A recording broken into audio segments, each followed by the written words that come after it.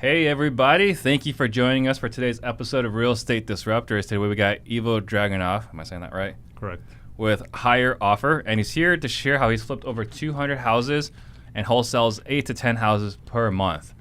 If this is your first time tuning in, I'm Steve Trang, broker, owner of Stunning Homes Realty, co-founder of the Offer Fast app, the one app you need for wholesaling, and I help people become real estate entrepreneurs. If you're excited for today's show, please give me a wave, give me a thumbs up, and before we get started, I did start the show because I wanted to give back to our community. I've had a lot of struggle when I first started. I'm sure you faced some struggles when you started. And what we want to do is shortcut that struggle for as many young leaders as possible. I don't charge a dime for this show. I don't make any money doing this. So here's all I ask. This is what it costs you to listen to the show. If you get value out of the show, please tell a friend. Either share the episode now, tag a friend below, or tell them your best takeaway from the show later on. That way we can all grow together. Don't forget, this is a live show.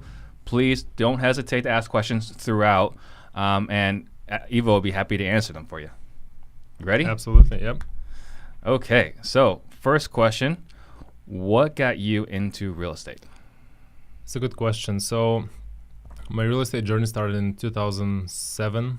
I got my real estate license right before finishing high school. Wow. I fixed and flipped my first house with a buddy of mine. That was 2008 in April, I think we bought it.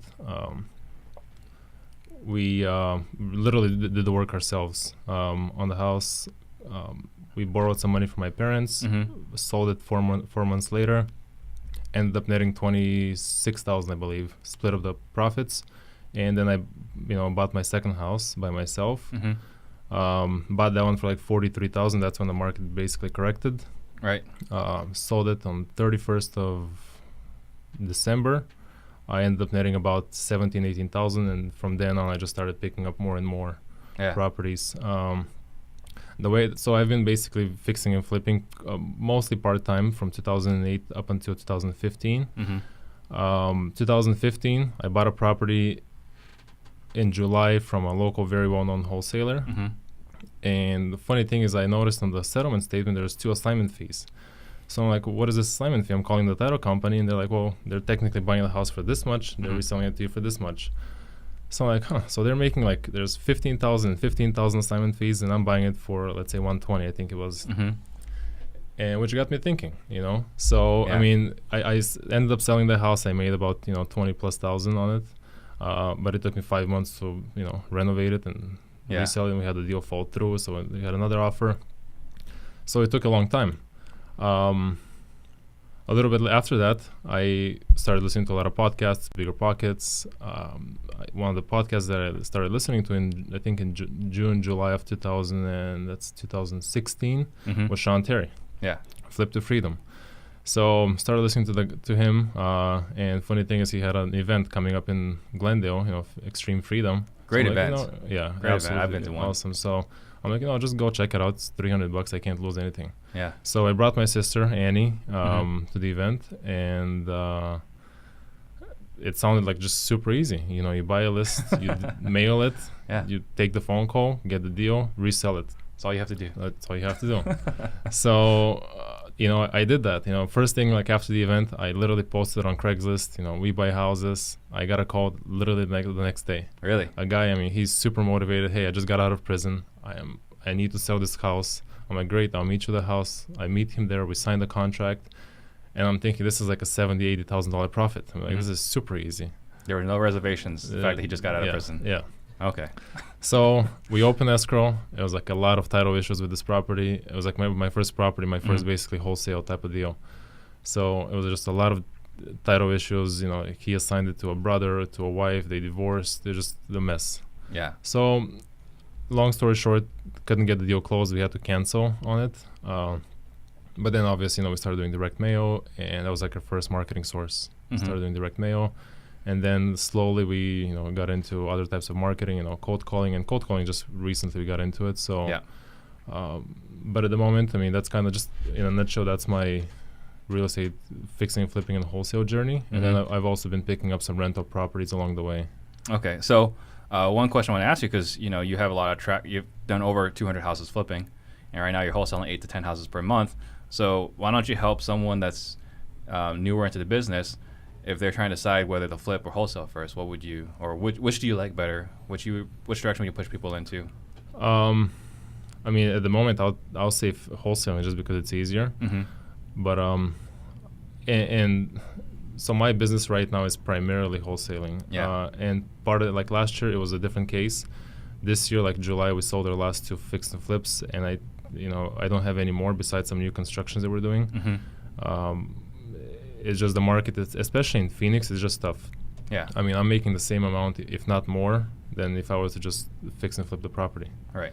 So my first choice would be wholesaling, but it's got its own challenges as well, obviously. So what are the challenges in wholesaling versus the challenges of flipping? I mean, wholesaling, you're in the marketing business at the end of the day. Yeah. And I did know that. At the Extreme Freedom event, I was thinking it's just an extension of what I'm already doing. It's just I'm going to pick it up for cheaper. I'm going to get a bigger spread at the end. Mm-hmm. But it's just 2 completely separate businesses, what I've learned along the way. Right. And, kind of the things that we've struggled with kind of throughout is how much of my time do I dedicate to, fixing and flipping and then wholesaling. Mm-hmm. And it's a fine balance that, we got to keep. But at the end of the day, I would just recommend wholesaling. I mean, especially in this market. Yeah. Well, so it's a little bit too risky. You say especially this market. What do you mean about especially this market? What does that mean exactly? I mean, obviously prices are skyrocketing and inventory is low, and just we get a deal, we wholesale it, and sometimes we get first-time flippers. I try to educate them as much as I can. Yeah. But the reality is, a lot of our buyers are first-time fix and flippers, and. So you're saying that the reason why you're saying that, particularly in this market, is that the margins are low. The margins are lower, yeah. And it's you're not 100% confident that it's going to keep appreciating the rate it's appreciating at. Because appreciation hides a lot of mistakes. Correct, absolutely. Yeah. And I just think it's just it's just riskier at this point in time. Mm-hmm. I mean, if the market corrects and I'm holding on to 11 fix and flips, like in December of last year, we had 11 properties on the books, fix and flips. We were reselling, and I mean. Obviously, I don't see the market correcting in the next couple of months, but when it does, I'd rather be wholesaling. Right. Yeah. Okay. So we got a good friend of ours, and he says you're like a robot. You just find ways to make things happen. And I thought that was kind of funny. And we talked about you and I at a different event that you've got so many licenses. What are all the different licenses you have?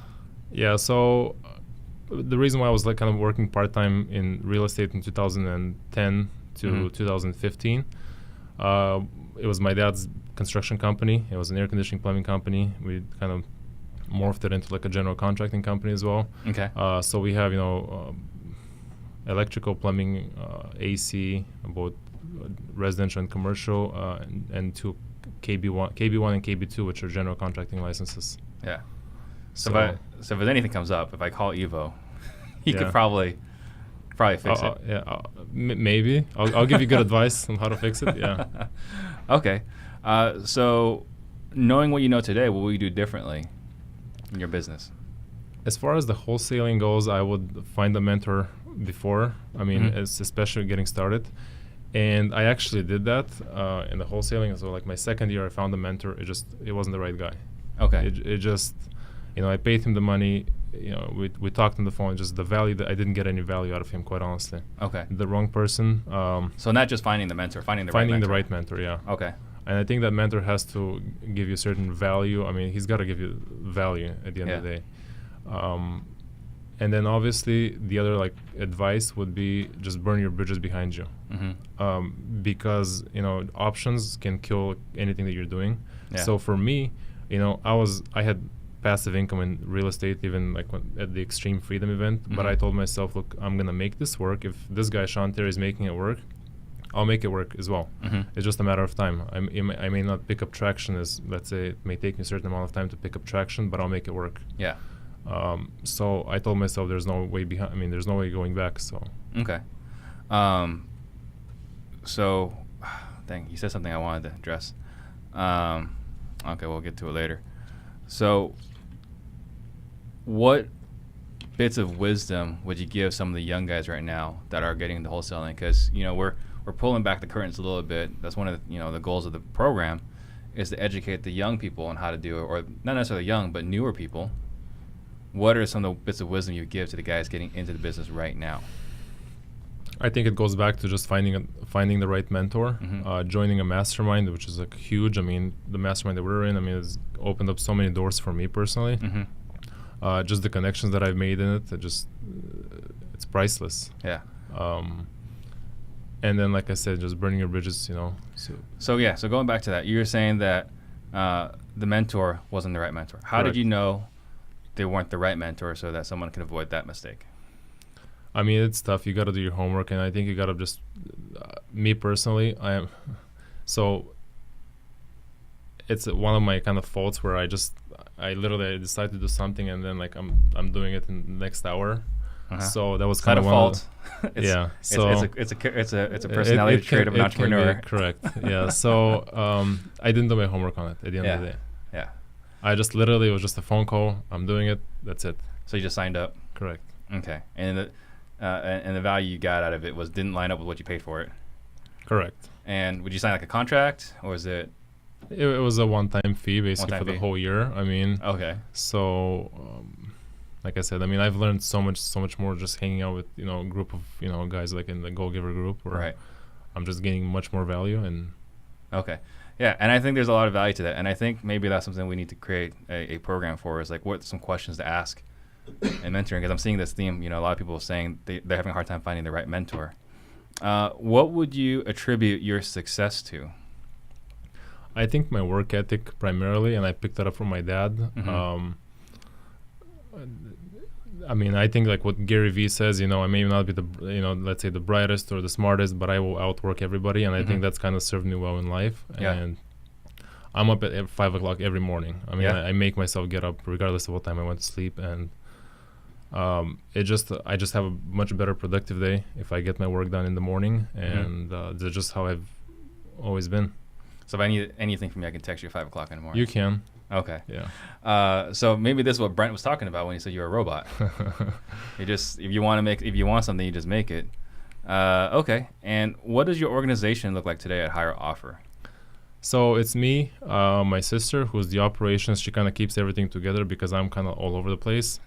Well, you're the quick decision maker. I'm without the quick research. decision maker, correct. Yeah. So she has to slow me down at times. Yeah. And then right now we have 2 acquisitions, a leads manager. We have 8 cold callers, and then 2 virtual assistants. Okay. And the cold callers, are they local? Are they overseas? They're overseas, and they have a disposition person as well. Okay.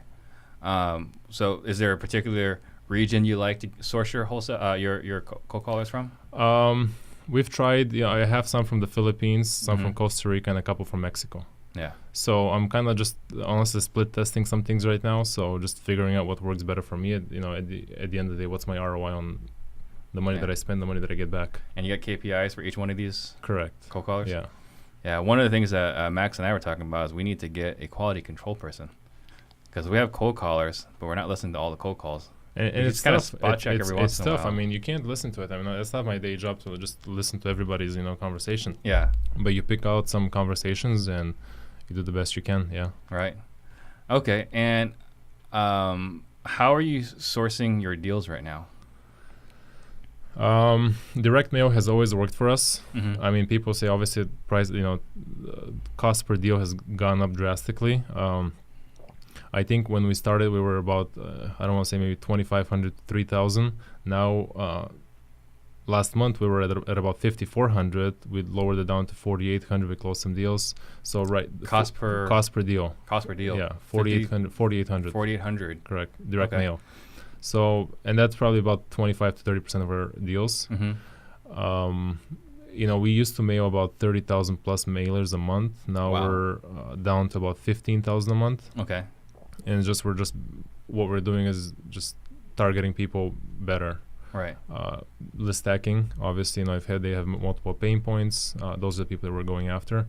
Cold calling has been like a big thing, and obviously Brent Daniels is TTP. Yeah. I was basically getting into cold calling, and then basically Brent kind of pushed me over the edge. Yeah. And that's been like a big contributor to our deals, especially the past couple months. Okay. I think we struggled a little bit gaining traction with the cold calling side because we had some acquisition people, change job positions, and we didn't have the right people in the right seats beginning of the year. And we've made some obviously progress, and the past 4 months it's been working great. Okay. So I think one of the things you kind of mentioned there was stacking. And that's an interesting concept. Can you elaborate what stacking means? Yeah, so I mean, one of the software we use, Property List Manager, which just gives us the ability to upload any kind of data, any kind of list in there. So I go and select, okay, so I want everybody who's on tax for tax default plus foreclosures, plus it's a vacant property. I mean, you can go like very granular. I mean, for instance, like I'll say 3 days ago, I pulled a list. I have about 700,000, 800,000 people in Phoenix area. We pulled a list, so all the vacant properties and basically deceased, people that are deceased with vacant properties. There's about 200 of them in my system. So very targeted list. That's a very targeted list, correct. Yeah. I was talking to my best friend this over the weekend, and he was saying, like, why do I keep getting these freaking cold callers? I'm getting a call every other day. I'm getting text messages, ringless voicemails. He doesn't call it ringless voicemails. He's like, I'm getting these stupid voicemails, right? And he's like, why is this happening? And I kind of started laughing. It's like, okay, well, you moved out of state, so you're in California now. And you have high equity. You paid your house off. Yeah. So now you're a high equity out of state. Does he pay his taxes or? So he did miss a payment. And so now he can't even get off that list. He's like, what do I do to get off that list? Like, sorry, you're on that list forever. For the next year at least. Okay, so REI Squad, what is that about? Yeah, so we partnered up with, so me, Annie, and Jesse Burrell partnered up, and we're basically providing a real estate like resource, especially for people that are in the industry, like new in the industry, or they've been in the industry for a while. Just a resource company. We're going to have a bunch of softwares coming out, and that's primarily been my what I've been kind of focused on the past month, just really building out softwares. Yeah. Which is like 3 months ago, I wouldn't have, predicted, what I'm doing today. Yeah. But it is what it is. So it's we have some softwares coming out, for voicemails and SMS, and we do a lot of skip tracing for people. So, and I think we can compete with people on price just because we're committing to like very large volumes with our distributors. Yeah. Okay. And if they want to find out more about REI Squad, how do they find out about that? REI Squad, the website should be up in about a week. Okay. So when you download this episode next week, correct, from today, REISquad.com. REISquad.com. Okay. And then I heard something interesting about how you're acquiring rental properties. So what's your process for that? Bigger Pockets taught me how to do it. It was like 2000. Actually, I picked up some properties 2012, paid them cash. Prices were cheap back then. I picked up a lot of them, 55 to like 65,000. Wow. And in 2015, 16, when I started listening to like Bigger Pockets, I'm like, okay, so I can technically refinance all of these properties, get my equity out, and buy more properties, and just keep doing that and repeating it. It was what they call the BRRRR method. Right. So I started doing that. So 2015, I believe it was, 2015, I refinanced my properties, 3 of them. The 4th one I kept. It was a commercial building that I had, so couldn't refinance that one. Buying everything. Correct. And I just started, I bought 11 properties, I think, in 2015, and then this year I bought 4 or 5 more. Okay. So this year? Yeah. Nice. Yeah. So a couple of them out of state. Okay. So one in Cleveland, one in 2 in Denver, not Denver, Detroit. Okay, a little bit different. Yeah. And then I have one that I'm refinancing as we speak right now. Okay. And then we're doing a little bit of like, kind of, besides the rental properties, we're doing a little bit of like new construction type of things. So we've built 3 houses. We just bought a vacant lot. We could have wholesaled it, honestly. Made, I think, 8,000-9,000 on it. It was a small spread. But we just decided to keep it and build on it. And I think we'll make a lot more, building a brand new house. So let's talk about that. So what's involved? I mean, obviously it's great that you get all these different licenses, right? But let's just say I'm brand new and I want to build on a piece of land. What's involved in that? It's a lot of things, and at the same time, I'm still learning a lot of it. I know I've gone through like 3 houses by now, so I can cut through a lot of the red tape. But I would say, for biggest lesson I learned, don't go to the city yourself to get the licenses, because I've done that. And I've been there like literally, maybe 15, 20 times just for one house, and it's a nightmare. Wow. So just get an architect, just pay for it, and get your licenses. Get your permits. As far as the construction side, I'm basically the general contractor. I just hire subcontractors to do the majority of work. And we've had some people that have worked for us from the fix and flip side that actually, they work on an hourly basis. We pay them at the end of the week, $10.99, but they work strictly for us. Okay. And obviously that helps us with our costs a little bit. Yeah. So you buy the land, then you get an architect, and I'm assuming there's sewer and electrical at the street level on these properties. It depends which lot you buy. So one of my nightmares is kind of like one of the biggest issues that I've had is we bought a vacant lot. We bought it from a guy. He had a power of attorney for his mom. His mom was in her 80s, 90s. We ended up splitting the lot, doing a lot split. It wasn't approved by the city, but the city said everything is in the process of getting approved. It's going to take about 2 to 3 months, but everything is signed. So we're like, okay, we'll just buy it. We bought the vacant lot with the contingency that it's going to get split. Long story short, 4 months later, the city comes back and says one document was signed, but it was supposed to be notarized. And we go back to the original owner, and the mom has passed away. The guy's power of attorney is no longer valid, so now it has to go to probate. Geez. So that took a huge amount of time. We got the city deputy directors involved. It was just a nightmare dealing with. So for that house, we had to literally tear out half the street, put new sewer, new water lines, and then basically repave half the street, about 300 linear feet. And do a sidewalk, curb and gutter, which was something that I haven't done before. It probably added a little bit to the cost. It did, about $60,000. $60,000? Yeah. Oh my goodness. Okay, and then you got a lender in place then to fund the acquisition of the land, the costs, dealing with the city, construction costs. What's that? Yeah, for the lender, we pay it ourselves at the moment. We're kind of. We fund the properties ourselves. Same we've actually started doing a little bit of hard money loans on some properties that we wholesale. We provide the funds. So you're in hard money lending now too. We've done a few loans. But like I said, not anything. Just properties that we wholesale. Okay. All right. And what CRM tools or systems could you not live without?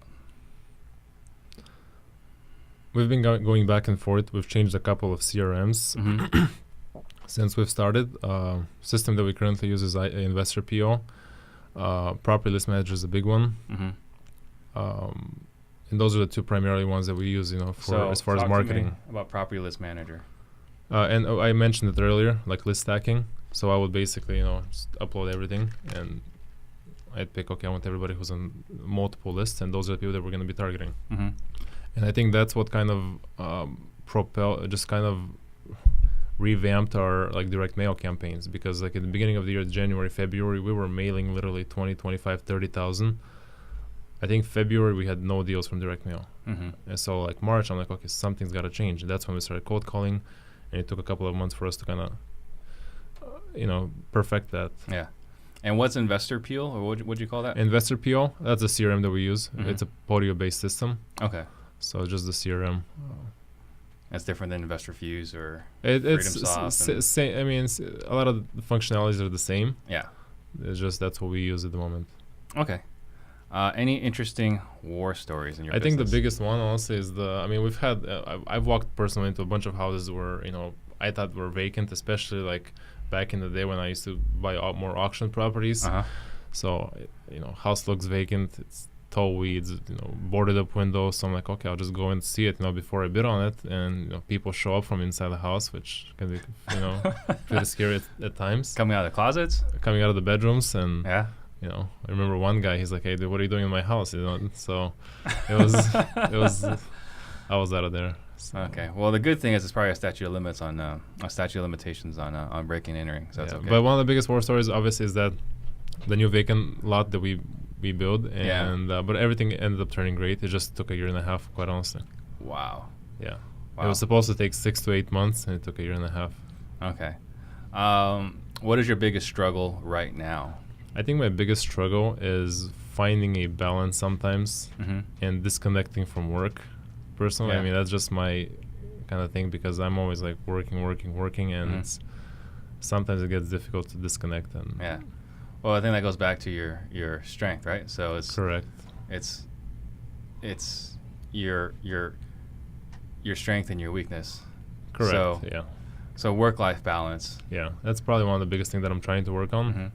Something that I've really implemented lately is just kind of time blocking, which has worked great for me. Mm-hmm. Especially kind of getting in a routine. I wake up 5 o'clock, walk the dog, and then I get to work pretty much. Just some gratitude to get to work, and I just focus on what like my one thing for the day. Yeah. Or one thing at least for the next 3-4 hours. Right.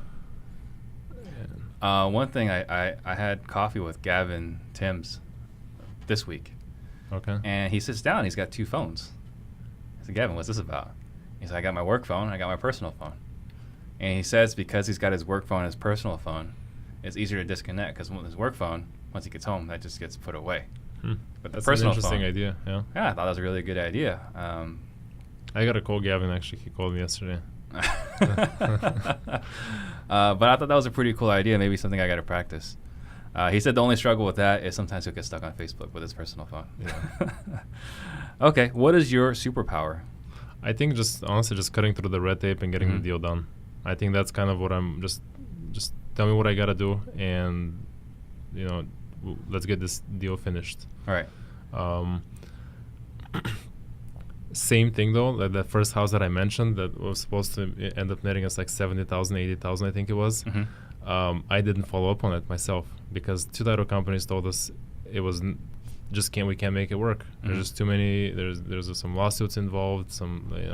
With the property, just can't get it done. Long story short, like a year later, a guy here from Phoenix, a wholesale company, Mm-hmm. contacts us, and he's like, "Hey, you guys, you have a memorandum on this property Mm-hmm. from a year ago, and we're in the process of closing on it." I'm like, "How are you guys closing on so long?" They basically got an attorney involved. They had Eileen Brown who was closing the deal. Mm-hmm. They just got the deal closed. I mean, we ended up making a little bit of money just because of our memorandum Right. back then, but it was a huge profit for them as well. And that's something that I should have followed up on, and I didn't. So why don't you explain to everybody what a memorandum is? So just a memorandum, it just gives us the right. We have contractual obligations for this property, Mm-hmm. and sometimes sellers unfortunately want to cancel because let's say they got a higher offer Mm-hmm. after signing a contract with us, and just our memorandum just protects us from Okay. from And them. how would you go about filing one of those? It's a 1-page document. Annie does it, so Mhm. she goes to the counter, fills it out, goes to the county recorders, records their contract, and it's pretty seamless process. Okay. And guys, don't forget this is a live show, so if you guys have questions, please don't hesitate to ask. What is the greatest lesson that you have learned? Greatest lesson that I've learned: just keep pushing it. I mean, sometimes you're gonna struggle in life Mhm. with whatever you're doing, but just keep pushing it, and you're gonna get through it. Yeah. Like me personally, it took me a little bit of while to kind of gain traction as far as the wholesaling side goes. Mm-hmm. But it's working now. Things are working. Right. It's just building yourself as well. I mean, just continuously learning, and just being the best that you can be. Right. So I think grit is something that we've talked about before. So I don't know. Is there a way you can instill that in somebody? I don't know. I mean, for me, I was just brought up just obviously work hard, and you're gonna achieve what you want. Mm-hmm. My summers I spent most of my summers I spent working. Yeah. And even as a kid, so that just got carried to my adult Right. life. It was just built into you. Correct. You didn't really have a choice. Yeah. Okay, so Brian wants to know, what's the best marketing strategy you do? So we're dabbling into, like I said, some softwares which I think are going to help us like lower a lot of our costs, and we're just we're actually beta testing a couple of them. Mm-hmm. So if you want access, just contact me. But it's for right now, our biggest ROI comes from ringless voicemail. I mean, we're at about, I think last week I looked at it, we're at about 1900% ROI, which is insane. I mean, as far as our direct mail is like 300%. Mm-hmm. I'll take 1900%. Yeah. That's pretty good. So, okay. So why don't you elaborate? Like, what are the softwares that you're creating? The softwares that we're creating is we're creating basically like a legal SMS marketing software. Mm-hmm. That comes with a lot of like a different functionality, voice broadcasts, ringless voicemails. We're also kind of integrating everything with skip tracing. So it should allow investors to like really lower their costs, marketing costs. I mean, we spend, $25,000+ a month on marketing, and it's, especially direct mail, that's like our biggest monthly spend. Mm-hmm. Any thoughts about backing that off since you're seeing a higher ROI on the? I've tripled down on my ringless voicemails. Right. And that was just 2 weeks ago. So you're gonna do more ringless voicemails, but you're not necessarily backing out your. I'm not backing out of direct mail. I mean, it's still working. It's still performing for us. Mm-hmm. Okay. And we're actually implementing some new strategies with the direct mail, which, I can. Honestly, I don't even know. Kind of how to explain it, but it's basically direct mail with a text message type of. Mm-hmm. Okay. System. Andy's probably the one I got to talk to then. Yeah. What is the name of the ringless voicemail program? It's going to be ringlessvoiceleads.com. Okay. Cool. And what are you learning right now? I'm learning how to be a better manager and how to balance my life more. How are you learning that? Books primarily. I mean, I try to read a lot of books. I want to say I read a book a week, but sometimes it doesn't happen. So, but that's really good. I try to do 25 to 30 books a year. Wow. Okay. Any books that you're into right now that's helping you with the work-life balance or the managing? So one of the last books that I read was I forgot the book's name actually. So one like the last books that actually really made an impact on me was The Go-Giver. I mean, that book I just had a mind shift with that book. Right. Super short read. Just had a big impact on me. Yeah. And that was one of the ones that book, Brandon Simmons, he's like, hey. Yeah, he's the one that gave it to me. Okay, cool. Yeah, he said, you need to read this book. And I'm reading it. And this is right after I started this podcast. But I think it was law number 2, like you got to give to as many people as possible and help as many people as possible. If you're trying to generate wealth and so on, you have to help more people. And that was a great reminder of what we're trying to do here on the show. Anthony Redmond wants to know, what do your cold callers say when they reach a seller? So it's just a script. I mean, just reach out to me. I'll send it to you. It's basically, hey, hey, my name is Ivo. I work for Higher Offer. We're buying a house in the area. Just wanted to see if you had an interest in a cash offer. And then it basically goes from yes or no, and then maybe, and then it just follows the script. We've changed it up a little bit. I mean, I think Brent has a great script as well. We've changed ours a little bit to better suit our needs as far as even our CRM goes. Because we found out a lot of the leads, at the end of the day, a lot of them are going to be junk leads. Right. I mean, people that want, 300% above retail. So we're just Zillow plus 50K. Zillow plus 50K. Yeah. And it's just trying to eliminate a lot of these and focus on the better ones. So we've just kind of gone through a couple of changes, to sift data better. Okay. And follow up to that question is, how do they hand that off to your acquisitions? So our CRM, basically, as soon as they click a hot lead, it goes into our CRM. And then our leads manager, she goes through like a deal triage type of thing. She looks at depending on what the notes are. Sometimes we get a lot of notes. Sometimes, obviously, we don't have a lot of notes. We have the seller's name, address, and let's say he may be interested in an offer. So those, if she's not sure, she's gonna call them. Hey, just calling to get a little bit more information.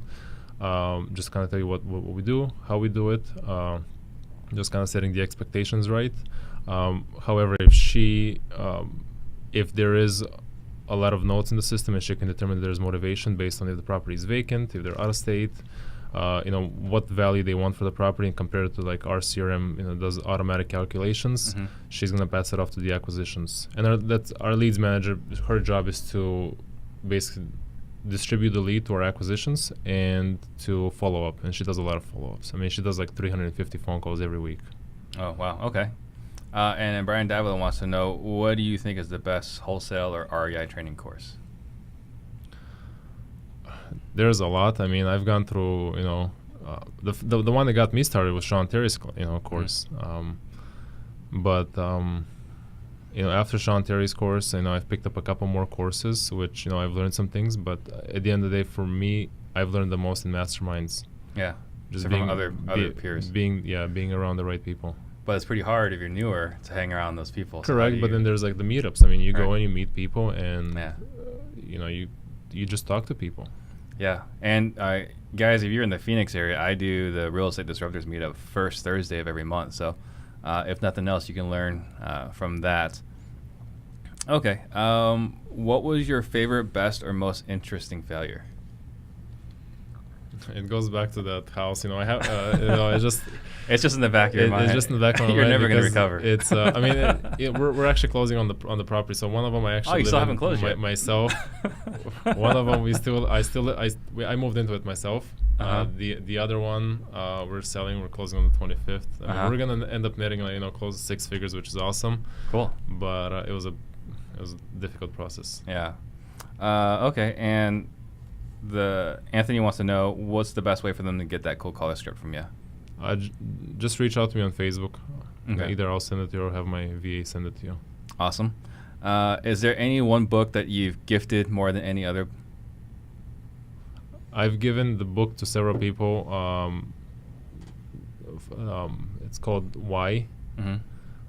It starts with Why. Yeah. I think it's called. So it's a great book. Yeah, Simon Sinek.